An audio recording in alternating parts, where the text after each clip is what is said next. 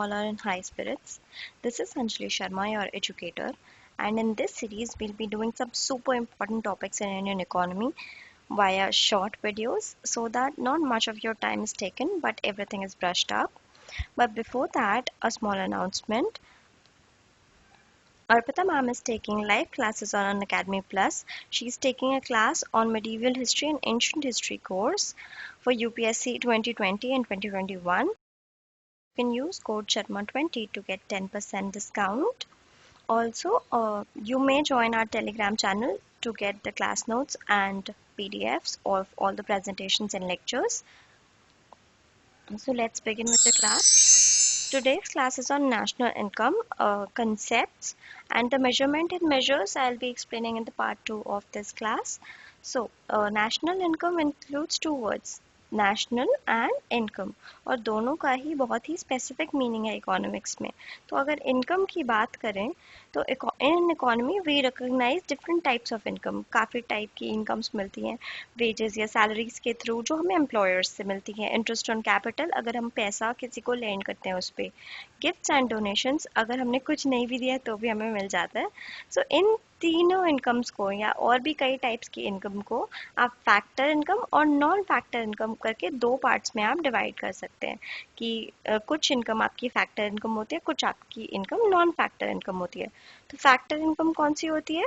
A factor income is the income accruing to a factor of production. तो हमें पता है कि 4 फैक्टर्स ऑफ प्रोडक्शन होते हैं: लैंड, लेबर, कैपिटल, एंटरप्रेन्योरशिप. ठीक है, तो ये जो फैक्टर इनकम होती है वो किसी फैक्टर ऑफ प्रोडक्शन के थ्रू मिलती है in return of the services render to the production unit. Land पे हमें रेंट मिलता है, लेबर को हमें वेजेस एंड सैलरीज मिलती है जिसे हम इकोनॉमिक्स में कॉम्पनसेशन ऑफ एम्प्लॉयज कहते हैं. कैपिटल पे इंटरेस्ट मिलता है, एंटरप्रेन्योरशिप पे प्रॉफिट मिलता है. सो यहाँ पे क्या लिखा है कि प्रोडक्शन जो है जॉइंट एफर्ट्स होता है इन चारों फैक्टर्स ऑफ प्रोडक्शन का, और इन चारों फैक्टर्स ऑफ प्रोडक्शन के लिए जो हमें इनकम मिलती है दैट इज फैक्टर इनकम. अब नॉन फैक्टर इनकम क्या होती है? These are certain money receipts which do not involve any sacrifice on the parts of the recipient. For example, donation, gift, fine, charity, etc. also called as transfer income. अब इसे transfer income क्यों कही जा रही है? क्योंकि इसके जगह पे कोई भी सर्विस क्रिएट नहीं की जा रही है, यहाँ पे कोई भी सर्विस प्रोवाइड हम नहीं कर रहे हैं, कुछ भी सैक्रिफाइस नहीं करना पड़ रहा है, ये हमें ऑलमोस्ट फ्री ऑफ कॉस्ट मिल रही है. तो इट इज जस्ट कि किसी का पैसा हमें ट्रांसफर हो गया है बिना कुछ क्रिएट किए हुए. So these incomes are not included in national income. तो नेशनल इनकम जब हम कैलकुलेट करते हैं तो हम ये इनकम्स उसमें नहीं इंक्लूड करते. So now let us study what are the concepts related to national income. So the concepts that we'll be understanding in this lecture is domestic territory, normal resident, intermediate goods, final goods, value of output, value added, market price and factor cost. So let us understand them in detail. So the concept of domestic territory, economic territory is different from the geographical or political territory of a country. तो ये जो domestic territory है ना, इसे आप economic territory भी कह सकते हैं, और ये जो है ये geographical या political territory से अलग होती है. Domestic territory may be defined as the political frontiers of the country, including its territorial waters, ships, aircrafts, fishing vessels operated by the normal residents of the country, embassies and consulates located abroad etcetera. तो ऐसा नहीं है कि जो आप India का map देखते हैं उसी मैप जितना ये एरिया होता है, ऐसा नहीं है. मतलब इसकी अगर कोई हमारी एम्बेसीज हैं जो बाहर हैं, कोई एयरक्राफ्ट या शिपिंग वेसल्स हैं, ये आपकी बाहर हैं, तो आपकी वो भी इंडिया की ही इकोनॉमिक टेरिटरी में आएंगी. ठीक है. अब इसके रिगार्डिंग एक क्वेश्चन था जो पिछले साल नहीं, पुराने सालों में पूछा गया था. आई गेस 2013 में एक क्वेश्चन पूछा गया था जिसमें कि जीडीपी के बारे में पूछा गया था, और एक में तो था कि नेशनल इनकम होती क्या है, what is the money value, the final value, ऐसा करके कुछ क्वेश्चन था. That I have I guess taken in the lecture 2 of PYQs. If you want to see that you can check that as well. तो now what is normal resident? Normal resident जो होता है वो आपके एक citizen से अलग होता है, आपकी सिटीजनशिप अलग चीज है और रेसिडेंट अलग बंदा होता है. So now according to the term, normal resident is different from the term nationals, yeah, citizens. A normal resident is a person who ordinarily resides in a country and whose center of economic interest also lies in that particular country. कि अगर मेरे जो economic interest है, मेरा जो फायदा है, that is from India and I stay in India as well. Now that can be normal residence. इसके काफ़ी criterias होते हैं कि वो कितने दिन से कितने दिन तक रहा होना चाहिए, but that I'm not explaining because उसकी ज़्यादा ज़रूरत नहीं है इधर. Normal residents include both nationals such as Indians living in India and foreigners, non-nationals living in India. For example, Nepalis living in India for more than 1 year and performing economic activities of production, consumption and investment in India will be treated as normal residents of India. अब यहाँ पे ध्यान देने वाली बात यह है कि अगर कोई नेपाली या कोई और फॉरेनर यहाँ पे रह भी रहा है इंडिया में 1 साल से अधिक से और उसकी सारी इकोनॉमिक एक्टिविटी यहीं प्रोड्यूस कर रहा है, कंज्यूम कर रहा है, यहीं इंडिया में इन्वेस्ट कर रहा है, तो उससे नॉर्मल रेसिडेंट माना जाएगा, लेकिन उसे सिटीजन नहीं बुलाया जा रहा है. He is just normal resident. Okay. Final goods, intermediate goods. अब फाइनल गुड्स क्या होती हैं? Goods which are either used for final consumption by the consumer और for investment by the producers are known as final goods. कि मतलब उसे हम finally consume कर रहे हैं, उसे रीसेल पर्पसेस के लिए नहीं लिया है, उसे किसी जगह पे हम रॉ मटेरियल के लिए नहीं यूज कर रहे हैं, या तो कंज्यूमर उसे खरीदता है कंज्यूम करने के लिए या इन्वेस्टमेंट के थ्रू मतलब प्रोड्यूसर्स उसे लेते हैं. So these goods do not pass through production process and are not use for resale. तो इसमें कोई फर्दर प्रोडक्शन नहीं होती है और कोई रीसेल नहीं होती है. अगर मैं बाजार से जा करके एक पैकेट दूध ले आऊँ, मैं खा लूँ, तो दैट इज मतलब पी लूँ, that is final consumption. But अगर कोई होलसेलर जो है वो मतलब मंगवाता है कि अब मैं इसे रिटेल में सेल करूंगा आटे का कट्टा या बोरी etcetera, then that comes into intermediate goods. तो कोई गुड फाइनल है या इंटरमीडिएट, ये उसके यूजेज पे डिपेंड करता है. For example bread, butter, biscuits etcetera used by the consumer. Whether a good is a final और intermediate good depends on its use, जो कि मैं बता चुकी हूँ. For example milk used by the sweet maker is an intermediate good, but when it is used by the consumer it becomes a final good. तो अगर कोई मिठाई वाला बंदा दूध यूज कर रहा है अपनी मिठाई प्रिपेयर करने के लिए, तो दूध इंटरमीडिएट गुड है क्योंकि उसमें प्रोसेस हो रही है, प्रोडक्शन हो रही है उसकी और प्रोसेस. और अगर कोई कंज्यूमर यूज करता है जैसे कि चाय बनाने के लिए और मैं चाय बेच नहीं रही हूँ, वो तो फाइनल गुड है. ठीक है. Intermediate goods are those goods which are meant either for reprocessing or for resale. तो इंटरमीडिएट मतलब होता है बीच का, फाइनल मतलब होता है लास्ट. ठीक है. तो बीच का मतलब अभी उसमें कुछ प्रोसेस होना बाकी है या उसे रीसेल करना है. Goods used in the production process during an accounting year are also known as intermediate goods. These are non durable goods. ठीक है, ड्यूरेबल गुड्स नहीं है. And services by the producer such as raw materials, oil, electricity, coal, fuel, etc., and services of hired engineers and technicians, etc. Goods which are purchased for resale are also treated as intermediate goods. For example, rice, wheat, sugar, etc., purchased by a retailer or wholesaler. Now, intermediate goods जो होते हैं उन्हें आप include नहीं करते calculation of national income में.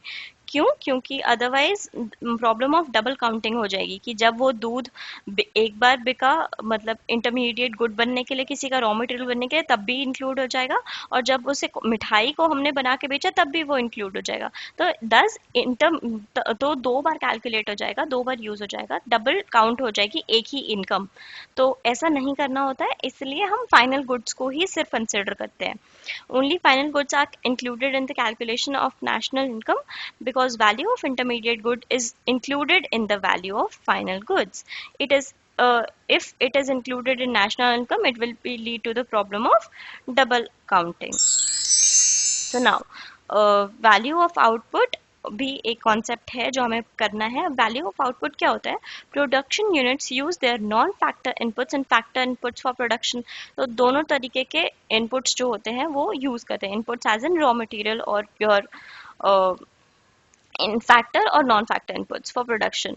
ठीक है, अब नॉन फैक्टर इनपुट्स में आ गए आपके रॉ मटेरियल या इंटरमीडिएट गुड्स, फैक्टर इनपुट्स में आ गए आपके फैक्टर्स ऑफ प्रोडक्शन जो कि लैंड, लेबर, कैपिटल, एंटरप्रेन्योरशिप हैं। ये वाले आपके चार, इनको भी यूज कर सकती है और कोई भी इंटरमीडिएट गुड आप यूज कर सकते हैं।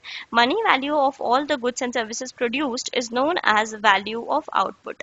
तो जो कि मैंने इनपुट यूज करके आउटपुट क्रिएट किया, दैट उसका मनी वैल्यू जो है that is known as value of output. So note is value of output includes value of intermediate goods because to calculate national income it must be subtracted to avoid the problem of double counting। अब यहाँ पे क्या बात हो रही है कि value of output क्या होता है, क्वांटिटी इनटू प्राइस, लेकिन इसके अंदर जो है आपने नॉन फैक्टर इनपुट्स भी यूज किए हैं जबकि ऊपर ही मैंने बताया, तो आपका इसमें वैल्यू जो है इंटरमीडिएट गुड्स का भी है। तो आपके वैल्यू ऑफ आउटपुट में से नेशनल इनकम कैलकुलेट करने के लिए अभी अभी हमने कहा कि नेशनल इनकम में हम इंटरमीडिएट गुड्स की वैल्यू नहीं डालते, तो इंटरमीडिएट गुड्स की वैल्यू जो है हमें सब्ट्रैक्ट करनी पड़ती है वैल्यू ऑफ आउटपुट में से। ठीक है, जब आपकी value of intermediate goods value of output में से सब्ट्रैक्ट कर देते हैं तब जो बचता है that is known as value added, which is the difference between value of output and intermediate consumption expenditure. Now value of output is equal to quantity into price, value added is equal to value of output minus value of intermediate consumption। अब इसके इसी सब का total आपका GVA बनता है, that I am going to explain tomorrow वाली lecture में। ठीक है, ज़्यादा कंफ्यूज नहीं करते, बेसिक कॉन्सेप्ट्स मतलब पहले बेसिक कॉन्सेप्ट्स पढ़ते हैं। Now what are market price and factor cost. तो मार्केट प्राइस क्या होती है, the buyers purchase goods from market and the price paid by them is known as market price. इतनी simple definition मुझे NIOS की book में से मिल गई थी, इकोनॉमी की, जो ओपन स्कूलिंग के लिए बुक है, तो उसमें बहुत ही अच्छे से एक्सप्लेन किया हुआ था, बट आप लोगों को उतना डिटेल में जाने की ज़रूरत नहीं है। 10 हमने छोटे छोटे नोट्स बनाए हैं ताकि फटाफट हो जाइए। तो जो भी पैसा मार्केट में जाकर के कंज्यूमर पे करता है अपने प्रोडक्ट को खरीदने के लिए, that is known as market price. लेकिन जो सेलर है ना, उसे भी एक पार्ट ऑफ दिस प्राइस पे करना पड़ता है, that is known as form of indirect tax to the government. ठीक है, अब फैक्टर कॉस्ट और मार्केट प्राइस में फ़र्क क्या है कि जब तक जिस कॉस्ट पे वो प्रिपेयर हुआ होता है, ठीक है, मान लीजिए मुझे बहुत पुराने टाइम पे एक प्रोफेसर ने याद करवाया था कि जो फैक्ट्री की कॉस्ट है ना वो आपकी फैक्टर कॉस्ट है, और जो मार्केट प्राइस है ना वो आपकी टैक्स वैक्स लगने के बाद मार्केट में आई है। सो अगर हमने इनडायरेक्ट टैक्स उस पर पे किया हुआ है तो उसका मतलब क्या हुआ है कि indirect taxes are those taxes which are levied by the government on sales and production, और कस्टम ड्यूटी और ऐसे काफ़ी चीज़ों के इनडायरेक्ट टैक्सेस हैं जो कि अगर गवर्नमेंट ने लगाया कि आपने अगर किसी चीज़ की सेल या कुछ प्रोड्यूस किया है तो उस पर इनडायरेक्ट टैक्सेस लगाओ। These taxes increase the market price of the commodity। और increase क्यों करती है, मान लीजिए फैक्ट्री में कोई चीज़ 10 रुपए की बनी थी, अब मैंने उसको 2 रुपए का टैक्स दे दिया उसके ऊपर, तो एज अ सेलर मैं वो 10 रुपए में तो बेचने से रहा, जब मैं उस पर खुद 2 रुपए टैक्स दे रहा हूँ तो मैं इतना लॉस क्यों सहूंगा ना, तो I will sell it at 12 rupees और मे बी 15 रुपीज़। ये तो मुझ पर डिपेंड करता है कि मेरा प्रॉफिट मार्जिन कितना रखना है मुझे। ये थोड़ा हो नहीं पाया, सही से लिखा नहीं गया, पर ठीक है 15 समझ लीजिए आप, यहाँ पे 12 ही लिखा है मैंने। कुल, ओके। नाउ सब्सिडीज क्या होती हैं, सब्सिडीज जो होती हैं आपकी गवर्नमेंट बॉन्ड्स होती है। अगर गवर्नमेंट बॉन्ड्स की वो कोई एनकरेज करे कुछ कॉमोडिटीज़ का प्रोडक्शन, तो वो उनको फाइनेंशियल हेल्प दे देता है उनके सेलर्स को जो जो वो प्रोड्यूस करते हैं उनको, ताकि जो प्राइस फिक्स किया है गवर्नमेंट ने वो उस पर सेल करे। मान लीजिए कोई मेडिसिन है, या मान लीजिए जैसे ये आटा दाल चावल अभी बिक रहे हैं, तो कोरोना के टाइम पे उन्हें सरकार ने कहा कि 2 रुपए में किलो में बेच देंगे, 10 रुपए किलो में बेच देंगे, तो ये 10 रुपए किलो की इसकी कॉस्ट तो नहीं है ना, है तो वो 50 रुपए किलो, तो 40 रुपए की जो सब्सिडी है वो फार्मर्स को देगी। तो सब्सिडीज की वजह से क्या होता है, ये प्राइस रिड्यूस हो जाता है। नाउ तो अब हमें कैलकुलेट करना होता है net indirect tax. Net indirect tax कैसे निकलता है, इनडायरेक्ट टैक्स माइनस सब्सिडीज, कि जिनकी वजह से हमारा पैसा मार्केट प्राइस बढ़ गई है या जिनकी वजह से हमारी मार्केट प्राइस कम हो गई है, उन चीज़ों को माइनस कर दिया आपने। ठीक है, तो इन चीज़ों को माइनस करने के बाद हमारा मार्केट प्राइस या फैक्टर कॉस्ट आ जाता है। तो अगर हमें मार्केट प्राइस से फैक्टर कॉस्ट पे जाना होता है तो आपको पता होगा कि मैंने अभी भी बताया कि टैक्सेस डाल देने से हमारा मार्केट प्राइस बढ़ जाता है, तो उसे वापस कम करने के लिए हम माइनस कर देते हैं। और फैक्टर कॉस्ट से मार्केट प्राइस पे जाने के लिए बहुत ही छोटी सी याद करने की ट्रिक है, ज़्यादा सेंस नहीं बनता इस बात का, बट स्टिल फैक्टर कॉस्ट से मार्केट पे जाने के लिए आप प्लस करते हैं नेट इनडायरेक्ट टैक्सेस। क्यों? क्योंकि जो फैक्ट्री में बना, ठीक है, उसके बाद आपने उसे फर्दर प्रोसेस करा, फिर आपने उसे पैकिंग करी, टैक्स भरा, ये सारा कुछ मिला करके आपका पैसा इन मतलब आपकी प्राइस बढ़ गई, तो फैक्ट्री कॉस्ट से मार्केट प्राइस तक जाने के लिए टैक्सेस ऐड हो जाते हैं, which is net indirect tax. चलिए आगे पढ़ते हैं। डेप्रिसिएशन। अब डेप्रिसिएशन का बहुत इंपॉर्टेंट रोल है नेशनल इनकम में। The value of output and value added calculated are in at gross measure, कि जो भी मैंने इससे पहले वैल्यू ऑफ आउटपुट या वैल्यू ऑफ एडेड बताया वो ग्रॉस लेवल पे था। Because when goods are sold out in the market these include all types of cost. जब मैंने वो मार्केट में बेची तो उसमें वो भी इंक्लूड हुआ कि मेरी जिस मशीन में मैं बना रही थी, चाहे मैं 2 साल से उसी मशीन पे बना रही हूँ, तो पहले जितनी इफेक्टिव वो मशीन थी वो अब उतनी इफेक्टिव नहीं है because of the normal wear and tear और कंजम्पशन ऑफ फिक्स्ड कैपिटल, ये भी इंक्लूडेड है। लेकिन ये इंक्लूड करना नहीं है उसमें depreciation, which is called depreciation. If it is included in the value of output value added they are known as GVA या ग्रॉस वैल्यू ऑफ आउटपुट। तो जब भी किसी कॉस्ट में सब कुछ इंक्लूडेड है दैट मीन्स ग्रॉस। अब ग्रॉस से हमें आना है नेट पे, अगर हमें नेट वैल्यू कैलकुलेट करनी है तो हमें उसका उसमें से डेप्रिसिएशन माइनस कर देना है। To make it net value the depreciation needs to be deducted, ठीक है। तो अगर हमें ग्रॉस से नेट पे जाना है तो हमें डेप्रिसिएशन माइनस करना है, और अगर हमने नेट वैल्यू से ग्रॉस वैल्यू पे जाना है तो हमें डेप्रिसिएशन ऐड बैक कर देना है। Now this is a graphical representation of the various measures जो कि मैं कल कराने वाली हूँ. This is just a summary, not even a summary. This is just a hint of कल हम क्या पढ़ने वाले हैं. There are 5 measures, 5 to 6 measures actually, जिससे हम national का measure कर सकते हैं, जैसे कि GNP-MP, NNP-MP, NNP-FC, personal income and disposable income. So this graph is just for understanding basics कि जो GNP-MP होता है वो सबसे बड़ा सर्कल है. It includes everything, NNP-MP, NNP-FC, personal income, disposable income, सब इसमें से कुछ ना कुछ डिडक्ट करने के बाद आती हैं. नाउ GNP-NP जो होता है इसको आपने ग्रॉस लेवल पे आपने अपना वैल्यू ऑफ आउटपुट मेजर किया सारा कुछ, तो आपका ग्रॉस नेशनल प्रोडक्ट होता है. नाउ वो NNP आने के लिए मैंने अभी अभी पढ़ा है कि बताया एक्चुअली कि ग्रॉस से नेट पे जाने के लिए हम इसमें डेप्रिसिएशन माइनस कर देते हैं, ठीक है. जब हमने इसमें से ग्रॉस में से डेप्रिसिएशन माइनस किया हमारे पास आ गया NNP-MP. अब मार्केट प्राइस से फैक्टर कॉस्ट पे जाने के लिए जो कि NNP-FC हमारा होता है नेशनल इनकम, तो NNP-MP से NNP-FC पे जाने के लिए हमें क्या करना है, नेट इनडायरेक्ट टैक्सेस माइनस करने, which is indirect taxes minus subsidies. NIT हमें इसमें से माइनस करना है. देन NIT से पर्सनल इनकम पे जाने के लिए, ठीक है, NNP-FC से पर्सनल इनकम पे जाने के लिए हमें सारे नेट ट्रांसफर पेमेंट्स माइनस करने जो हमें गिफ्ट्स और डोनेशंस मिले, जो कि मैंने फर्स्ट स्लाइड में पढ़ा है. क्या कहते हैं पढ़ा है कि ट्रांसफर पेमेंट्स आपकी इंक्लूड नहीं होती है नेशनल इनकम में. सो नाउ उसके बाद आपकी पर्सनल इनकम आ गई. फिर पर्सनल इनकम से आपकी जो आती है, इसके बाद आप डायरेक्ट टैक्सेस पे कर देते हैं अपनी सारी. उसके बाद आपकी आती है disposable income. This is left with the actual human being, और एक्चुअल जो पर्सन होता है उसके पास यही बचा होता है. Now let us and this class on a very positive note, that is vision without action is a day dream, action without vision is a nightmare. तो आप जो प्लान कर रहे हैं उसका आपका जो विजन है उसके लिए एकदम अच्छा एक्शन प्लान प्रिपेयर करिए और उस पर काम करिए. Till than happy learning and thank you for attending this class.